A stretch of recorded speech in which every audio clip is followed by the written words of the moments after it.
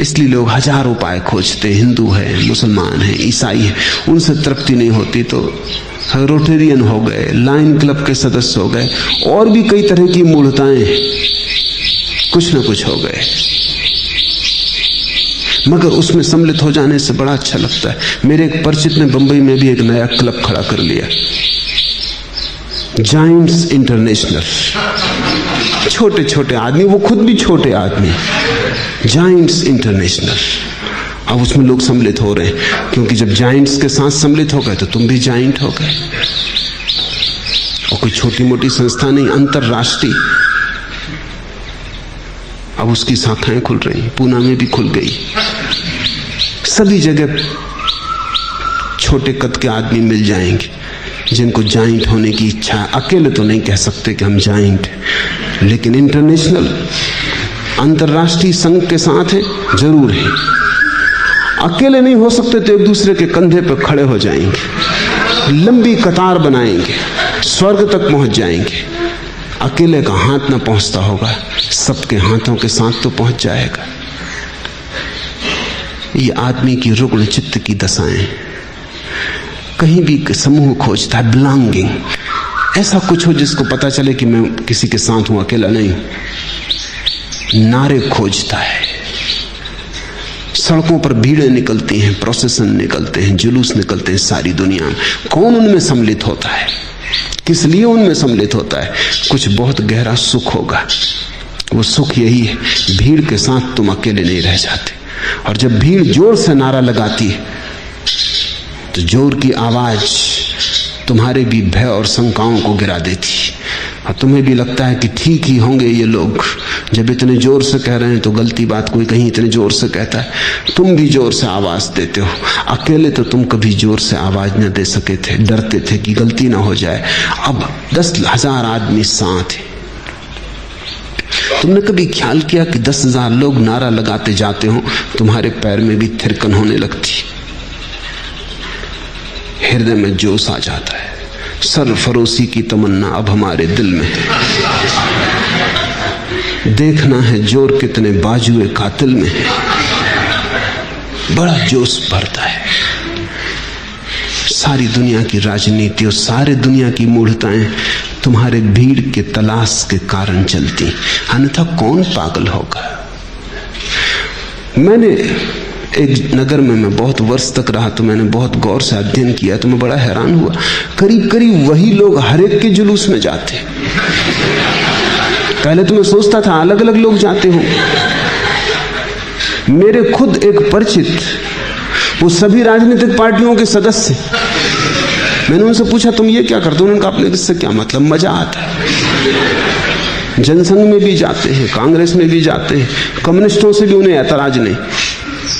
सर्वधर्म संभावी, सब में सम्मिलित और हर जुलूस में हाजिर हैं वो। तुम उनको सदा झंडे के पास पाओगे और नारा कोई भी हो वो लगाने को राजी। नारे से मतलब नहीं है, वो जो लगाने का मजा है, वो जो बल मालूम पड़ता है कि 10,000 आदमी मेरे साथ नारा लगा रहे हैं, उसका मजा है। आदमी पागल है। तुम्हारी राजधानियां पागलों से भरी हैं। तुम्हारे नेता तुमसे ज्यादा रुग्ण हैं। तुम्हें तो कभी कभी संदेह भी पकड़ता, उन्हें संदेह भी नहीं पकड़ता। वो मान के ही चलते हैं कि उनके द्वारा जगत का उद्धार होना है। तुम्हें तो थोड़ा संदेह भी पकड़ता है कि होगा जगत का उद्धार के नहीं, क्योंकि अपने उद्धार तो हो नहीं पा रहा है। तो जिसको ख्याल है जगत का उद्धार मेरे द्वारा होगा, वो बिल्कुल ही पागल है। उसने बिल्कुल होश ही खो दिया, अब वो नशे में। भीड़ बड़ा नशा देती है, भीड़ से बड़ी कोई शराब नहीं। इसलिए भीड़ ने जितने बड़े पाप किए, एक के दुख के व्यक्तियों ने नहीं किए। मुसलमान की भीड़ मंदिर को जला देती है, हिंदुओं के घरों में आग लगा देती है। हिंदुओं की भीड़ मुसलमानों को नष्ट कर देती है, मस्जिद को गिरा देती है। तुम एक एक मुसलमान से पूछो जिसने मंदिर को जलाया, वो भी कहेगा कि नहीं। उससे पूछो अकेले तुम कर सकते थे, भीड़ ना होती तो वो भी सोचता है। 1000 प्रश्न उठते हैं कि इसको क्या फायदा मंदिर को जलाने से। और मंदिर में भी तो आखिर परमात्मा ही है, अल्लाह ही है। तुम हिंदू से पूछो अकेले में कि तुमने ये जो मुसलमानों की हत्या कर दी, आग लगा दी, ये तुम अकेले लगा सकते थे? तुम्हें ख्याल ना आता कि छोटा बच्चा इसमें जलेगा, औरत इसमें जलेगी, बीमार बूढ़ा घर में पड़ा है वो जलेगा? तुम्हें ख्याल ना आता? तुम इन सब बातों को भूल जाते, आग लगाते थे? वो भी कहेगा कि नहीं, जरा मुश्किल होता, कैरोसिन इतनी आसानी से नहीं फेंक पाता, वो तो भीड़ थी, मैं कुछ था ही नहीं। भीड़ में तुम्हारा दायित्व समाप्त हो जाता है, तब तुम्हारी कोई रिस्पॉन्सिबिलिटी नहीं है, तुम भीड़ के एक हिस्से हो। ध्यान रखना, भीड़ से सावधान रहना, अन्यथा तुम्हारे जीवन में साधुत्व का दिया कभी भी न जल सकेगा। ऊपर आलम सब करे, साधु जन घटमाई। चलो भीतर की तरफ, एकांत की तरफ, अकेले की तरफ, क्योंकि वहीं सत्य है और वहीं से द्वार परमात्मा का है। तुम्हारे ही घट में बसा है वो, जिसे तुम न मालूम घट घट में खोज रहे हो। दादू एता अंतरा ताथे बनती नाही, ये वचन बड़ा अद्भुत है। दादू एता अंतरा ताथे बनती नाही। साधु में और असाधु में, सांसारिक में इतना ही अंतर है, इसलिए बनती नहीं दोनों में। साधु की समाज से कभी नहीं बनती, और अगर तुम कहीं ऐसा साधु पाओ जिसकी समाज से बनती, तो समझना कि वो साधु ना होगा। साधु की समाज से बन कैसे सकती है? असंभव है, क्योंकि साधु की यात्रा ही उल्टी है। वो भीड़ को छोड़ के चलता है। कबीर ने कहा है, सिंहों के नहीं लेहड़े, साधु की नहीं जमात। वो कोई सिंह कोई भीड़ और जुलूस प्रोसेसन तो निकालते नहीं। साधु की क्या कोई जमात है? उसने तो जान लिया, अकेला आया हूं, अकेला जाना है, अकेला हूं।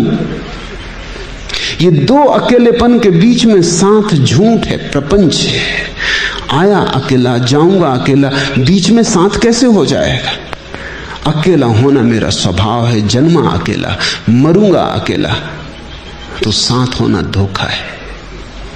इस साथ होने का नाम संसार है। वो संसार आदमी की इजाद है, वो तुमने हमने बनाया है, वो हम तुमने मिलके बनाया है। वो एक सपना है, साथ होने का सपना। पति है, पत्नी है, बेटा है, माँ है, भाई है, मित्र है, सहधर्मी है, गुरु भाई है, हजार रास्ते हैं आदमी के। साथ हूं, अकेला नहीं हूं। जन्मे तुम अकेले थे, मरते वक्त अकेले हो जाओगे।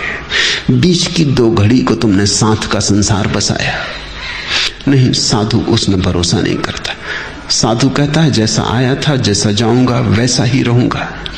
अकेला हूं, अकेला होना मेरा स्वभाव है। अपने को साधूंगा, उस साधने से जो भी जीवन बन जाएगा स्वीकार करूंगा। दूसरों की आंखों में न झांकूंगा। सम्मान और समादर मेरे लिए मूल्यवान नहीं है, क्योंकि मौत सब छीन लेगी। तो समाज जिस चीज को मूल्य देती है, साधु मूल्य नहीं देता। साधु जिस चीज को मूल्य देता है, समाज की समझ के बाहर है। दादू एता अंतरा, इतना अंतर है दोनों में। छोटा ही अंतर है ऐसे तो।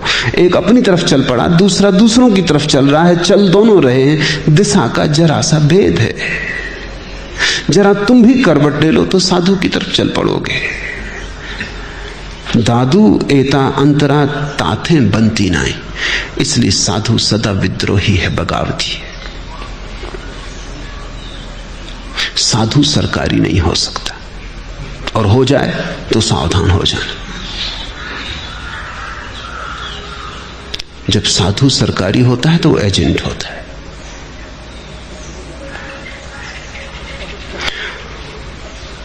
तब उसका काम कुल इतना होता है कि वो राज्य की सेवा करे, लोगों को सांत्वना दे,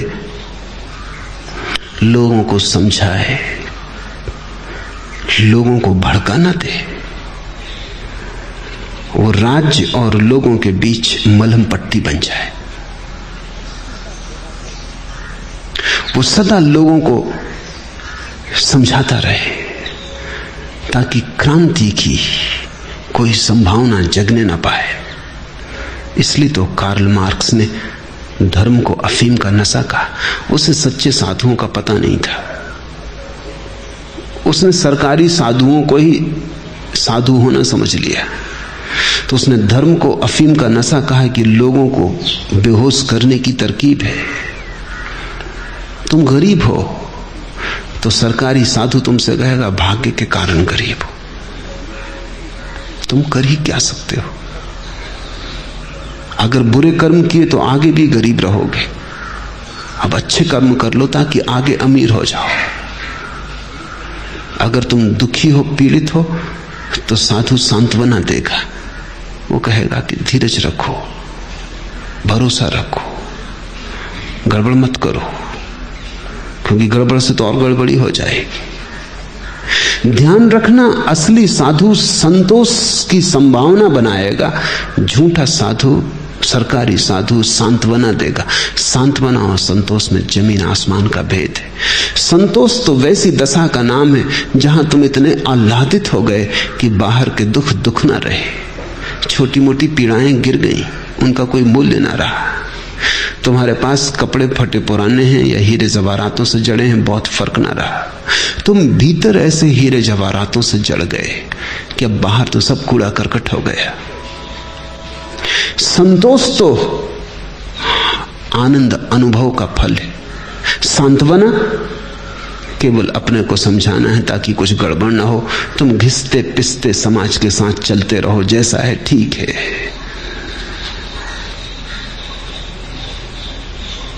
साधु और समाज की बन नहीं पाती, महावीर और समाज की नहीं बनी, बुद्ध और समाज की नहीं बनी, जीसस और समाज की नहीं बनी, लेकिन अब अच्छी तरह बन रही। मरे हुए जीसस की ईसाइयों से ठीक से बन रही, जिंदा जीसस की नहीं बनी थी, जिंदा महावीर की ना बनी थी। मरे महावीर की जैनियों के साथ खूब मौज से छन रही, कोई अड़चन नहीं। क्योंकि जब साधु मुर्दा हो जाता है तब तुम्हें तो बदल ही नहीं सकता, तुम ही उसको बदल डालते हो। तुम उसकी ऐसी व्याख्या कर लेते हो जो तुम्हारे अनुकूल है। जब साधु जिंदा होता है तब तो तुम व्याख्या न कर सकोगे उसकी, तब तो वो जीवित है। वो तुम्हें बिगाड़ने ना देगा, वो तुम्हें अपने मतलब ना निकालने देगा, वो तुम्हें अपनी भ्रांति में डूबने ना देगा, वो तुम्हें सोने ना देगा, वो जगाता ही रहेगा, वो तुम्हें चौंकाता ही रहेगा। तुम कितने ही नाराज हो, वो तुम्हें हिलाता रहेगा कि जागो, तुम फिर सो गए। लेकिन जब साधु मर गया तुम मजे से सो जाते हो। नींद में तुम सपना देखते हो कि तुम जागे हुए हो। अब कोई डर ना रहा, अब सब निश्चिंत है। साधु मरा हुआ है, तुम सोए हुए हो। साधु जिंदा है, तुम्हें सोने नहीं देता, जगा के रहेगा। इसलिए मरे गुरुओं की पूजा हजारों साल तक चलती। जिंदा गुरुओं को पत्थर, जिंदा गुरुओं को गालियां, जिंदा गुरु को अपमान, मरे हुए गुरु को सम्मान। ये तुम्हारा गणित है। अगर महावीर वापस लौट आए तो जैनी सबसे पहले उनको इंकार करेंगे। किसी को अड़चन ना होगी, शायद दूसरों में कुछ लोग मिल भी जाएं जो कहें कि हो सकता है ठीक आदमी हो, लेकिन जैनी सबसे पहले इंकार करेंगे, क्योंकि उनकी तो नींद बिल्कुल खराब कर देगा ये आदमी। दोस्तोवस्की ने जीसस को अपनी एक कहानी में वापस लौट आया है। दोस्तोवस्की का एक उपन्यास है ब्रदर्स कर्माजोव, बड़ा बहुमूल्य है। 1800 साल बीत गए और जीसस ने सोचा कि अब तो आधी दुनिया ईसाई हो गई, अब मैं वापस जाऊं, अब मेरा स्वागत हो सकेगा। मैं जरा समय के पहले पहुंच गया था, लोग तैयार ही न थे। अब तो गांव-गांव मेरे चर्च, घर घर बाइबल है, कंठ कंठ में मेरा क्रॉस लटका है, लाखों मेरे पंडित पुरोहित हैं, अरबों की संख्या हो गई मेरे मानने वालों की। अब वक्त आया, ठीक मौसम अब है, अब मुझे जाना चाहिए। तो वो उतरे बेथलहम के छोटे से गांव में जहां उनका पहले जन्म हुआ था। उन्होंने रविवार का दिन चुना क्योंकि बाकी दिन तो ईसाई होते नहीं, रविवार के दिन ही होते। 6 दिन तो कोई ईसाई होता नहीं। बाजार में कौन ईसाई है, कौन हिंदू, कौन मुसलमान है, सब चोर है, सब शोषक है। छठ में दिन काम धंधा बंद करके साफ सुथरे कपड़े पहन के लोग चर्च पहुंच जाते हैं, ईसाई हो जाते, परमात्मा का गीत गाते। जीसस रविवार के दिन बेथलहम के बाजार में एक वृक्ष के नीचे आके खड़े हो गए, चर्च के सामने। सोचा था अब तो लोग पहचान लेंगे। पहले तो जब मैं आया था मुझे चिल्ला चिल्ला के कहना पड़ा कि मैं परमात्मा का संदेश वाहक हूं, फिर भी लोगों ने माना नहीं। अब तो लोग खुद ही पहचान लेंगे, अब तो किसी को बताना नहीं। तो वो चुपचाप खड़े रहे। भीड़ इकट्ठी हो गई बाजार में, आवारा लड़के पत्थर फेंकने लगे, लोग हंसने लगे। किसी आदमी ने खिलखिला के कहा कि रूप तो बिल्कुल जीसस जैसा ही बनाया है, मगर जल्दी करो, भाग जाओ यहां से, अगर पुलिस को पता चल गया मुसीबत में पड़ोगे। और फिर जल्दी ही पुरोहित आने वाला है, चर्च की प्रार्थना पूरे होने के करीब है। अगर पुरोहित को पता चल गया तो झंझट में पड़ोगे, हथकड़ी पड़ जाएंगी, क्योंकि ऐसा नाटक नहीं चलेगा। जीसस ने कहा मैं नाटक नहीं कर रहा हूं, मैं जीसस हूं। लोगों ने कहा वाह खूब रही, नाटक भी खूब कर रहे हो और दिमाग भी खराब मालूम होता है, भाग जाओ समय रहते। जीसस थोड़े डरे भी, चिंतित भी हुए कि मामला क्या है, लेकिन सोचा कि शायद ये लोग ईसाई नहीं, ईसाई तो चर्च गए हुए। चर्च से भीड़ आई तो भीड़ ने तो फौरन जीसस को बहुत डांटा डपटा। वहां पूजा करके आ रहे थे, वहां जीसस सूली पे लटके मुर्दा, यहां जिंदा आदमी खड़ा। बहुत डांटा डपटा कि ठीक नहीं है, ये अपमान है हमारे भगवान का, उतरो नीचे वृक्ष के, कपड़े बदलो। पर जीसस ने इधर उधर देखा कि शायद पुरोहित तो पहचान लेगा, वर्षों अध्ययन किया है, आंखें फोड़ी बाइबल पर, मेरे ही गुणगान किए, वो तो कम से कम पहचान लेगा। ये लोग तो श्रावक है, ये शायद न पहचान पाए। तब पुरोहित आया, लोगों ने जल्दी रास्ता दे दिया, झुक झुक के नमस्कार किया। ईसा को बड़ी हैरानी हुई, कोई मुझे झुक के नमस्कार नहीं कर रहा है। मेरे पुरोहित को जिसके गले में मेरा क्रास लटका है उसको लोग झुक झुक के नमस्कार किए। पुरोहित नीचे आया, उसने कहा कि नीचे उतर, ये शरारत यहां न चलेगी। तब तो जीसस को बड़ा धक्का लगा कि ये तो मुझे पहचानता नहीं, मेरा ही नौकर, मेरा ही पुजारी। वो नीचे उतर गए, लोगों ने उन्हें घेर लिया, वो चर्च की तरफ ले गए। चर्च में अंदर जाकर जीसस को एक कोठरी में बंद कर दिया। आधी रात जीसस सोचते रहे कि ये क्या फिर से फांसी लगेगी, ये तो सब मामला वैसी का वैसा है, कुछ भी बदला नहीं। इस दुनिया में कभी कुछ बदलता नहीं, सब वैसी का वैसा है। महावीर आते हैं, बुद्ध आते हैं, जीसस आते हैं, चले जाते हैं, लोगों के अज्ञान पर लकीर भी नहीं खिंचती। वो फिर अपनी नींद में लीन हो जाते हैं। थोड़ी देर डगमगा गए थे, थोड़ी गड़बड़ की इन लोगों ने, वो कहते हैं अब चलो सब शांति हो, फिर से सो जाओ। आधी रात जीसस जागे हैं, अंधेरे में बैठे हैं, सोचते हैं कि ये तो व्यर्थ हुआ। और तब तो मैं सोचता था कि यहूदी हैं जिन्होंने मुझे सूली दी, अब तो ये ईसाई है, अपने ही लोग अब मुझे मारेंगे, ये तो और भी बेहूदी बात हो गई। तब तो कुछ समझ में भी आता था कि विपरीत थे, दूसरे धर्मी थे, अब तो अपने धर्म के लोग हैं। तब आधी रात द्वार खुला, पुरोहित भीतर आया, दिया लेके, दिया उसने रखा, गिर पड़ा जीसस के चरणों में। जीसस ने कहा ये तुम क्या कर रहे हो, सुबह तो तुमने ऐसा दुर्व्यवहार किया। उसने कहा आपसे साफ बात कह दूं, मैं पहचान गया, आंखें ऐसे ही व्यर्थ खराब नहीं की, जीवन भर तुम्हारे ही गीत गाने में बिताया, तुम्हें न पहचानूंगा, लेकिन बाजार में पहचानने की बात मत करो, भीड़ भाड़ में नहीं पहचान सकता हूं। और तुमसे हमारी इतनी ही प्रार्थना है कि आपकी कोई भी जरूरत नहीं, काम सब ठीक चल रहा, हम अच्छी तरह चला रहे हैं। तुम्हारे आने से फिर उपद्रव होगा, क्योंकि तुम सदा के उपद्रवी हो, बगावत तुम्हारे खून में है। उस पुरोहित ने जरूर बड़ी महत्वपूर्ण बातें कही, तुम ना आओ, नहीं तुम्हें फिर फांसी लगेगी, और हमें पीड़ा होगी तुम्हें फांसी देने में, लेकिन देनी पड़ेगी, क्योंकि या तो तुम बचोगे या चर्च बचेगा, दोनों साथ नहीं बच सकते। अगर तुम बचे तो चर्च नष्ट हो जाएगा। ये हमने जो 1800 साल में इतना फैलाव किया है, ये जो इतना बड़ा हमने विस्तार किया, सब मिट्टी में मिला दोगे तुम। तुम्हारी शिक्षाएं ठीक हैं प्रवचन देने के लिए, मानने के लिए बड़ी खतरनाक है।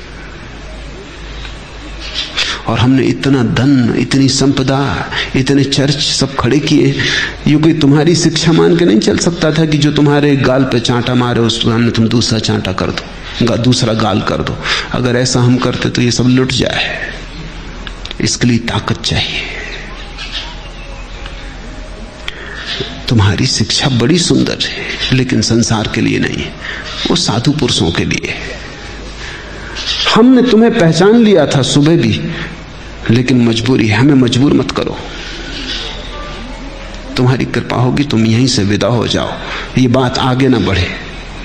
अन्यथा अपने ही लोगों के हाथ तुम्हें सूली झेलने की तैयारी हो तो तुम्हारी मर्जी, यही होगा। ये कहानी बिल्कुल सही है।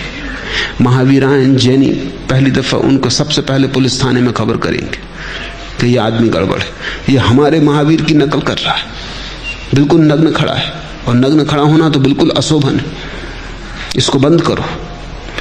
अगर कृष्ण कहीं बांसुरी बजाने लगे खड़े होके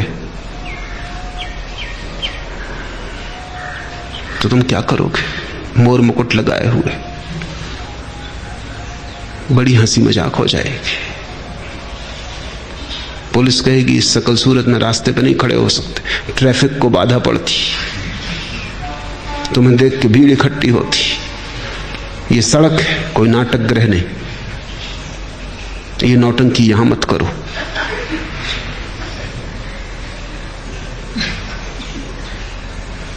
और अगर गोपियां नाचने लगे तो पुलिस कहेगी ये नाच गणपति में नहीं चलेगा, ये यहां नहीं हो सकता। यहां सज्जन लोग रहते हैं, सुसंस्कृत लोग रहते हैं।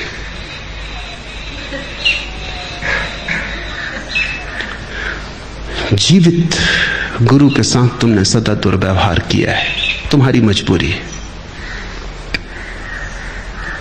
जीवित गुरु का स्वभाव ऐसा है, दादू एता अंतरा, क्योंकि तुम अलग जा रहे हो बाहर की तरफ, वो भीतर की तरफ जा रहा है।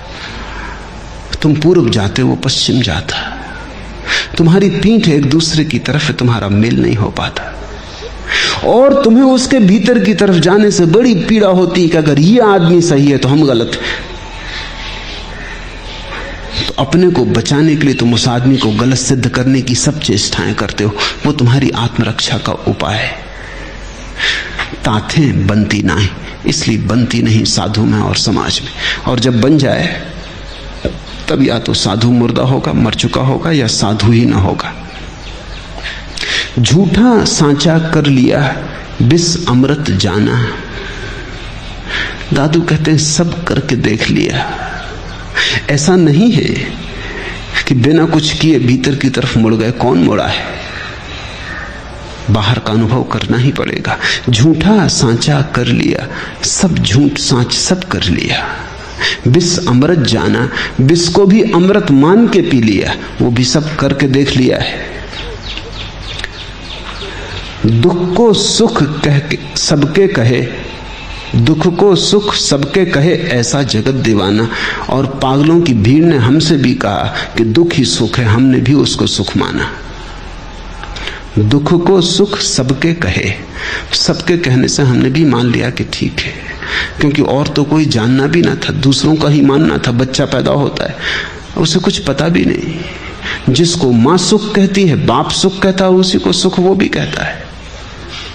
न माँ बाप को पता है कि सुख क्या है, उनके माँ बाप ने जो कहा था उसी को वो दोहराए चले जा रहे। ये बच्चा बड़ा होगा, स्कूल जाएगा, पढ़ेगा, गुरुओं से मिलेगा, वो जिसको सुख दुख कहेंगे उन्हीं को ये भी मानेगा। वो सब कह रहे हैं सफलता में सुख है, कोई भी नहीं कहता कि सुख में सफलता है। सारा समाज कहे चला जाता है सफलता में सुख है, तो सफलता का दीवाना बन पैदा होता है। दौड़ो, सफल हो, सफल नहीं हुए तो दुखी हो जाओगे। और कोई देखता भी नहीं कि जो सफल हो गए हैं वो सुखी हैं, बड़े पदों पर पहुंच गए, बड़े धन के ढेर लगा लिए, वो सुखी हैं। इतनी फुर्सत कहां देखने की, क्योंकि इतनी देर भी तुम रुक के देखो तो दूसरे निकल जाएंगे। दौड़ भारी है, संघर्ष कीमती है, प्रतिस्पर्धा प्रतिपल है, सोते जागते भागना है, रुकना नहीं। रुके तो तुम हारे, दूसरे थोड़ी रुके रहेंगे। ऐसा तुम सोच विचार करने लगो रुक के, तो उतना में तुम पिछड़ ही जाओगे, फिर दिल्ली तुम कभी ना पहुंच पाओगे। भागो, ये सोचना वगैरह पीछे कर लेना। जब राष्ट्रपति होकर बैठ जाओ तब सोच लेना कि सफलता में सुख है या नहीं, लेकिन तब तक बहुत देर हो गई होती। तब तक तुम्हारी वही हालत हो जाती है जैसी कहानी कि एक बंदर की पूंछ कट गई थी, तब तुम्हारी पूंछ कट गई। अब तुम किसी से ये कहो कि पूंछ कटने में सुख नहीं, तो तुम मूढ़। अब तो तुमको यही समझाना पड़ता है कि पूंछ कटने पर बड़ा आनंद आता है, ऐसे आनंद जिसका कोई हिसाब ही नहीं, ताकि दूसरे भी कटाएं। तुम्हारी तो कट ही गई। अब इस बात को कहने से सार क्या है? कोई सार नहीं। अब तो चुपचाप इसको झेल लेना ही उचित है। जिंदगी भी गई और अब लोगों के मन में से ये भाव भी चला जाए कि तुम असफल हुए जिंदगी भर दौड़ के। सभी सफल लोगों की तकलीफ यही है कि उनकी पूंछ कट गई है। दुखी वो बहुत है, मैं उन्हें निकट से जानता हूं, उनके दुख का कोई अंत नहीं, तुमसे ज्यादा दुखी है। लेकिन इस बात की घोषणा नहीं की जा सकती। जब बाहर निकलते हैं तो चेहरे पर मुस्कुराहट लेके, प्रसन्नता की गंध फैलाते हुए निकलते हैं, ताकि लोगों को दिखाई पड़े कि वो सफल हो गए और सुखी हो गए, और पुरानी भ्रांति को बल मिलता है। दादू कहते हैं, दुख को सुख सबके कहे। दुख ही दुख था, सुख कुछ था नहीं, लेकिन सबने कहा इसलिए उसको भी माना। आप कैसा दीवाना कि लोग कैसे पागल। लेकिन किसी का कोई कसूर नहीं है, क्योंकि हर आदमी यहां आता है जगत पहले से तैयार पाता है। तुम आए तब 3 अरब आदमी जमीन पर संसार बना के खड़े ही थे, उनका जाल तैयार था। तुम उसी जाल में गिरते हो। तुम अकेले 3 अरब लोगों का जाल, तुम लड़ भी क्या सकते हो? छोटा बच्चा लड़ेगा भी कैसे? वो उसी जाल में दीक्षित होता है, शिक्षित होता है। स्कूल, कॉलेज, विश्वविद्यालय उसी जाल के द्वारा चलाए जा रहे हैं। शास्त्र, शास्त्रों की व्याख्याएं, साहित्य उसी जाल के द्वारा रचे जा रहे हैं। स्वभाव था छोटा बच्चा कुछ भी न जानते हुए अपनी कोरी स्लेट पर वही लिख लेता है जो उपलब्ध है।